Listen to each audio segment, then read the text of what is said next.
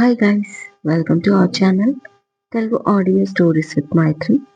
నా ఛానల్ని ఎవరైనా ఫస్ట్ టైం చూస్తున్నట్టయితే తప్పకుండా లైక్ చేయండి, షేర్ చేయండి అండ్ సబ్స్క్రైబ్ చేసుకోండి. Miss Lakkamamba part 74. ఇక లేట్ చేయకుండా స్టోరీలోకి వెళ్ళిపోదాం. నిన్న రాత్రి వేళ ఆమె కొడుకు నా కూతురు లక్కమాంబని ఎక్కడికి తీసుకెళ్లాడు అని అడిగాడు జయంతిని గురునాథం. నాకు తెలియదండి, వాళ్ళు వచ్చే వరకు నేను మేలుకొని లేను అని తప్పించుకుంటుంది జయంతి. నిజానికి మధ్యరాత్రి వదిన మరదళ్ళ మధ్య పిల్లిలా దూరింది లక్కీ. అప్పటికి వాళ్ళిద్దరూ ముచ్చట్లు పెట్టుకుంటూ మెలుకోగానే ఉన్నారు. ఎక్కడికి వెళ్ళారే అని అడిగితే బావతో కలిసి డిన్నర్కి వెళ్ళాను అంటుంది హ్యాపీగా లక్కీ. ఇద్దరూ ఆశ్చర్యపోయారు. అక్కడికి పుష్పకి డౌట్ వచ్చింది. నిజం చెప్పవే, వాడు నిన్ను తిట్టాడు కదూ, ఆ తర్వాత తినిపించాడా అని అడిగింది. ఫస్ట్ ఆఫ్ ఆల్, నన్ను తిట్టడం గురించి ఇక్కడ మ్యాటర్ కాదు. నన్ను నీ కొడుకు బతిమాలాడా లేదా అనేది పాయింట్. చాలా బతిమాలాడు అత్త, గడ్డం పట్టుకొని మరి.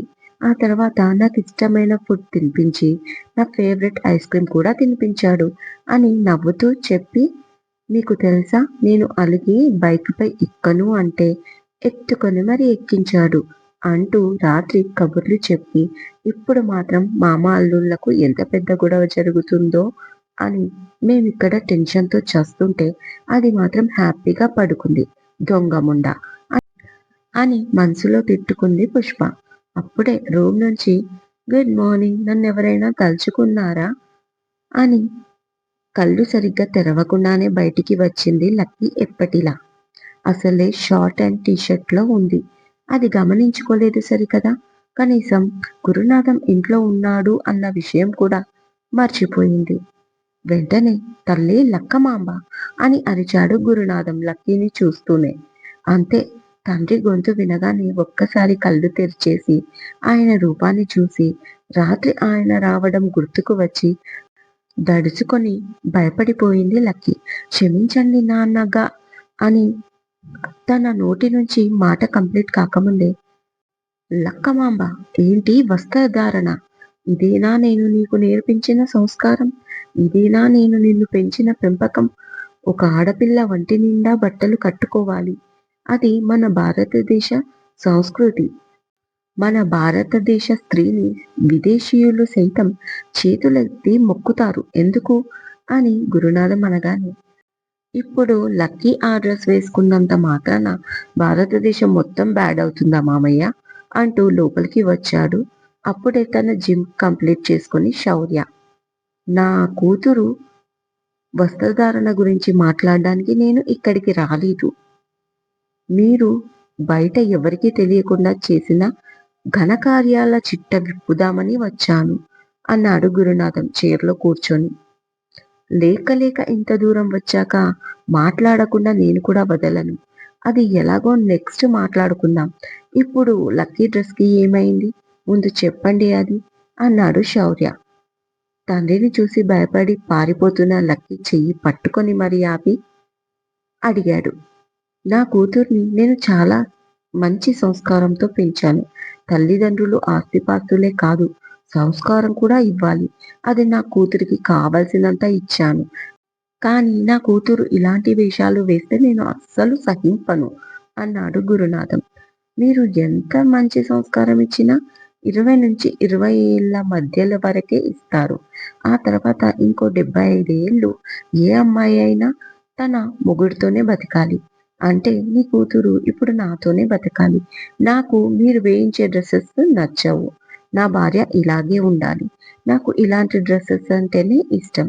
అందుకే తన వస్త్రధారణ ఇలాగే ఉంటుంది అన్నాడు మొండిగా శౌర్య.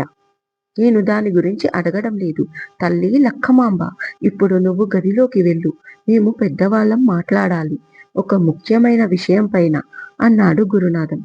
బాబా ప్లీజ్ అండి అంటూ అప్పటికే ఏడుపు తన్నుకొస్తుంటే బతిమాలింది లక్కీ. సరే అని చెయ్యి వదిలేశాడు శౌర్య. ఇక వెనక్కి తిరిగి చూడకుండా పారిపోయింది అక్కడి నుంచి లక్కీ. మీ నాన్నగారితో నాకున్న వైరాన్ని, నా మీద కోపాన్ని నీ మనసులో పెట్టుకొని నా పైన గెలవాలని, నా కూతురి మెడలో తాళి కట్టడానికి ఒక వంకల నా కూతురి ప్రేమ పేరుతో మోసపోయిందని మా ఊరి పెద్దల ముందు చెప్పి, మళ్ళీ నువ్వే తన జీవితాన్ని బాగు చేస్తాను అని నా కూతురిని పెళ్లి చేసుకొని ఇక్కడికి తీసుకొచ్చి, ఈ ఇంటిలో కోడలి హోదా, భార్య హోదా ఇవ్వకుండా చదువు పేరుతో అమాయకురాలైన నా కూతురు లక్కమాంబని హాస్టల్లో పెట్టి మరీ పిచ్చిదాన్ని చేసి, మా కళ్ళల్లో మట్టి కొట్టాలని చూస్తున్నావు కదా! కానీ ఎప్పటికైనా నిజమే గెలుస్తుంది. అబద్ధం కాదు. నువ్వు 100 అబద్ధాలు చెప్పినా ఒక నిజమనేది దాగదు. అందుకే నువ్వెంత పోలీసయినా నువ్వు చేసే అక్రమాలు బయటపడక తప్పలేదు. నువ్వు నిస్వార్థంగా విధులు నిర్వహిస్తే అంతగా అందరూ మెచ్చుకుంటారు. అదే నువ్వు తప్పు చేస్తే అందరూ వ్యతిరేకిస్తారు. ఇప్పుడు అదే జరిగింది. నీ ప్రభుత్వోద్యోగం కూడా ఉండాలా ఊడాలా అని మధ్యలో ఊగిసలాడుతుంది. నువ్వు అమాయకురాలైన ఒక అమ్మాయిని వంచించి ఆమెతో బలవంతంగా అక్రమ సంబంధం పెట్టుకున్నావు. దీని గురించి పేపర్లలో, టీవీలలో తెలుసుకొని లోకమంతా ఒక్కసారిగా అవ్వక్కయి ఇప్పుడు కోడై కూస్తుంది. దీనికి నువ్వు ఏమని సమాధానం చెప్తావు? దీనికి మాత్రమే కాదు, నా కూతురి జీవితానికి, తన భవిష్యత్తుకి కూడా సమాధానం కావాలి. చాలా సేపటి తర్వాత తన స్పీచ్‌ని ఎండ్ చేస్తూ అన్నాడు గురునాథం. సో, మొదట్నుంచి నా పైన మీకు సాఫ్ట్ కార్నర్ లేదు. నా పైన మీకు సదభిప్రాయం లేదు. మీకు అయితే నేను మంచివాణ్ణి అని నిరూపించుకోవడానికి ట్రై చేసినా మీకు తప్పుగానే కనిపిస్తాను. ఎందుకంటే ఆల్రెడీ మీ కళ్ళల్లో నేను చెడ్డవాణ్ణి కాబట్టి. నేను చెడ్డవాణ్ణి అని మీ మనసులో ముద్ర కూడా పడిపోయింది. అలాంటప్పుడు అది చెదిరిపోయేలా ప్రయత్నాలేవీ నేను చెయ్యను. నాకు తెలిసి అలా చేయడం కూడా వృథా ప్రయాసే. నాకు తెలిసినంత వరకు నేను ఎవరికీ ఎలాంటి హాని కానీ, అన్యాయం కానీ చెయ్యలేదు. అందరికీ న్యాయం చేస్తాను. నా డ్యూటీ పరంగా కూడా. అది నాకు తెలుసు. నా తల్లికి తెలుసు. నేను వర్క్ చేసే డిపార్ట్‌మెంట్‌కి కూడా తెలుసు. మీలాగా నా తల్లి నా కొడుకుని బాగా పెంచాను. మంచి సంస్కారం ఇచ్చాను. పెద్ద ఆఫీసర్‌ని చేశాను అని డప్పు కొట్టుకోవడం ఆమెకు రాదు. ఆమె పెంపకంలో పెరిగిన నాకు అసలే రాదు. కాబట్టి నేనేంటో మీకు మాత్రమే కాదు, లోకానికి కూడా చూపించడానికి ఇంకా టైం పడుతుంది. అది ఎప్పుడు ఏంటి అనేది నాకు కూడా తెలీదు. కానీ ఇప్పుడు మాత్రం మీకొక ఫ్లాష్ న్యూస్ చూపిస్తాను. మీరు మీ గుండెను గట్టిగా పట్టుకొని చూడండి టీవీలో ఇప్పుడు. రేపు పేపర్‌లో కూడా చదవండి అంటూ టీవీ ఆన్ చేశాడు శౌర్య. టీవీలో కనిపిస్తున్న ఫ్లాష్ న్యూస్ చూసి గురునాథమే కాదు, జయంతి, సులోచనమ్మతో పాటు శౌర్య తల్లి పుష్ప కూడా షాక్ అయిపోయింది. ఏంటి ఈ న్యూస్? ఇది నిజమా? ఇలా అయితే ఎలా అనుకుంటూ. వెంటనే డ్రెస్ మార్చుకున్న లక్కీ కూడా పరిగెత్తుకుంటూ వచ్చి టీవీలో న్యూస్ చూసి ఏడుపు ముఖం పెట్టేసింది. ఇలా జరిగిందేంటి అంటూ నలుగురు శౌర్యమ్మ వైపు చూశారు. శౌర్య మాత్రం నవ్వుతూ ఫ్రెష్ అప్ అయి వస్తానమ్మా, నాకు టిఫిన్ రెడీ చెయ్యి అంటూ కూల్‌గా పైకి వెళ్ళాడు. వెంటనే ఆ నలుగురి చూపు లక్కీ వైపు తిరిగింది. దీనంగా లక్కీ బొమ్మలా మారి పైకి వెళ్తున్న శౌర్యాన్ని చూస్తుంది. ఇప్పుడు ఈ బాధ నేను ఎవరికి చెప్పుకోవాలి అని మనసులో అనుకుంటూ లక్కీ. ఏంది మామ నన్ను గిట్ల ఇరికించిండు అని అరుస్తుంది ఫోన్ లిఫ్ట్ చేయగానే సావిత్రి కాశీ పైన. ఏమైంది సావిత్రి? రాత్రి దందకాడ లేట్ అయింది. అందుకే మబ్బుల వచ్చి పడుకున్నా. పొద్దున్నే నీ ఫోన్ ఏంటి? ఏంటి విషయం? నేనింకా అన్నతో మాట్లాడలేదు. కానీ నీకిచ్చిన డబ్బులో ఇబ్బంది ఉంటే చెప్పు. ఎంతైనా ఇప్పిస్తా. కానీ ఇంకా కొన్ని రోజులు నువ్వు ఇంట్లోనే ఉండాలి. బయటికి అసలు వెళ్ళకూడదు. ముఖ్యంగా ఆ పోలీసోడి జాబు ఊడిపోయేదాకా. అది ఎన్ని రోజులైనా సరే. ఇంకా డబ్బు గురించి ఆలోచించకు. నీకు డబ్బులు అవసరమయిందా? ఫోన్ చెయ్.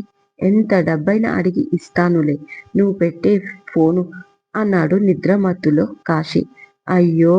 అక్కడ నా కొంప కొల్లేరవుతుంటే నీకు నిద్రొస్తుందా కాశీ మామ? ఒక్కసారి టీవీ చూడు. నా గురించి ఎలా ఇస్తున్నారో టీవీలో అంటూ ఏడుస్తుంది సావిత్రి. ముందే చెప్పినా కదా ఇటువంటివన్నీ మామూలే అని. అయినా కొత్తగా ఏంటి? కోర్టు దగ్గర ఎన్ని దొంగ సాక్ష్యాలు చెప్పలేదు.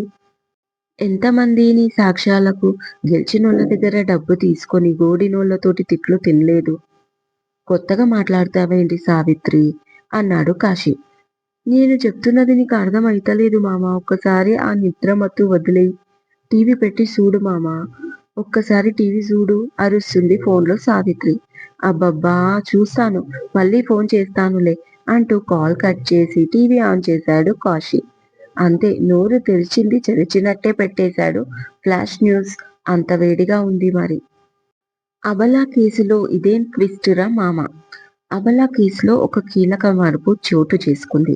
కీలక పాత్రధారి తీవ్ర ఆరోపణలు ఎదుర్కొంటున్న సబ్ ఇన్స్పెక్టర్ శౌర్య యాదవ్ మధ్యరాత్రి అర్ధరాత్రి సూర్యుడిలాగా ఒక్కసారిగా మీడియా ముందుకు వచ్చాడు ఒక ఊహించని స్టేట్మెంట్తో. ఏ జీవితానికైతే నేను అన్యాయం చేశానో ఆ జీవితానికి న్యాయం చేస్తా, సావిత్రినే పెళ్లి చేసుకుంటా అంటున్న పోలీస్ రక్షక భటుడే భక్షకుడైతే నగర పోలీస్ ఇన్స్పెక్టర్ శౌర్య యాదవ్. అబలపైన బలవంతపు లైంగిక దాడికి పాల్పడ్డ ఇన్స్పెక్టర్ శౌర్య ఉదాంతం ఎంత దుమారం రేపిందో అందరికీ తెలిసిన విషయమే. ఈ కేసు ఎప్పుడు ఏ కీలక మలుపు తిరుగుతుందో అని ఆసక్తిగా అందరూ ఎదురు చూస్తున్న తరుణంలో inspector Shaurya Yadav media and డిపార్ట్మెంట్కి ఒక స్టేట్మెంట్ పాస్ చేశాడు. ఏ అమ్మాయిని అయితే వంచించి బలవంతంగా ఆమెని లొంగదీసుకున్నాడో, ఏ అబల జీవితం అయితే కుక్కలు చింపిన విస్తరి అయ్యిందో, ఆమె జీవితానికి ఒక అర్థాన్ని కల్పిస్తూ సంఘంలో అందరి మహిళల్లాగా ఆమెకు కూడా గౌరవ మర్యాదలు ఉండేలాగా ఆ మహిళను పెళ్లి చేసుకోవడానికి, ఆ బాబుని తన కొడుకుగా దత్తకు తీసుకోవడానికి తను సిద్ధంగా ఉన్నట్లుగా ఒక స్టేట్మెంట్ విడుదల చేశాడు ఇన్స్పెక్టర్ శౌర్య యాదవ్ అంటూ అన్ని న్యూస్ ఛానళ్లలో కోడై కూస్తున్నాయి. అంతే, తను చూసేది నిజమా అబద్ధమా అని కళ్ళు నులుముకొని మరీ చూసి వెంటనే రామకృష్ణకి కాల్ చేశాడు కాశీ. తిరుపతిలోని పాతాళ గంగ దగ్గర పాపం కడుక్కుంటున్న రామకృష్ణ లిఫ్ట్ చేసి, ఆ చెప్పురా కాశీ అన్నాడు. అన్నా అన్నా అన్నాడు 2 సార్లు కాశీ తన గొంతు తడి ఆరిపోతుంటే. అన్ననేరా చెప్పు, ఏంటి విషయం? చెప్పాను కదా తిరుపతి వచ్చాను, ఇవాళ ఇక్కడి నుంచి బయలుదేరదాం అంటే వీళ్ళు మళ్ళీ అరుణాచలం అంటున్నారు. అక్కడ గిరి ప్రదక్షిణ చేస్తారంట. ఇక అక్కడి నుంచి అన్నీ చూసి హైదరాబాద్ రావడానికి 2 రోజులైనా పడుతుంది అన్నాడు రామకృష్ణ చాలా కూల్గా. అన్నా, గిరి ప్రదక్షిణ తర్వాత చెయ్యొచ్చు. ఇప్పుడు కనుక నువ్వు హైదరాబాద్కి రాకపోతే తర్వాత జైలు చుట్టూ ప్రదక్షిణ ఉంటుంది. మాకైతే ఏం కొత్త కాదు. కాకపోతే రాబోయే ఎలక్షన్లలో నీకే అని కాశీ అనగానే, ఏం జరిగిందిరా అన్నాడు రామకృష్ణ చాలా సీరియస్గా. ఎందుకంటే కాశీ అర్జెంట్ అయితే ఫోన్ చెయ్యడు, ఎమర్జెన్సీ అయితే తప్ప ఏడవడు కాబట్టి. ఒక్కసారి ఫ్లాష్ న్యూస్ చూడన్నా. ఫ్లాష్ న్యూస్ అంటే తిరుపతిది కాదన్నా, హైదరాబాద్ది అన్నాడు కాశీ. వెంటనే రామకృష్ణ తన ఫోన్ ఆన్ చేశాడు. ఇదండి ఇవాళటి ఎపిసోడ్. ఈ ఎపిసోడ్ మీకు నచ్చినట్టు అయితే నాకు కామెంట్లో చెప్పండి. అలాగే లైక్ చేయండి, షేర్ చేయండి, హైప్ ఇవ్వండి, సబ్స్క్రైబ్ చేసుకోండి నా ఛానల్ని. మరొక మంచి ఎపిసోడ్తో మీ ముందు ఉంటాను. మైత్రి.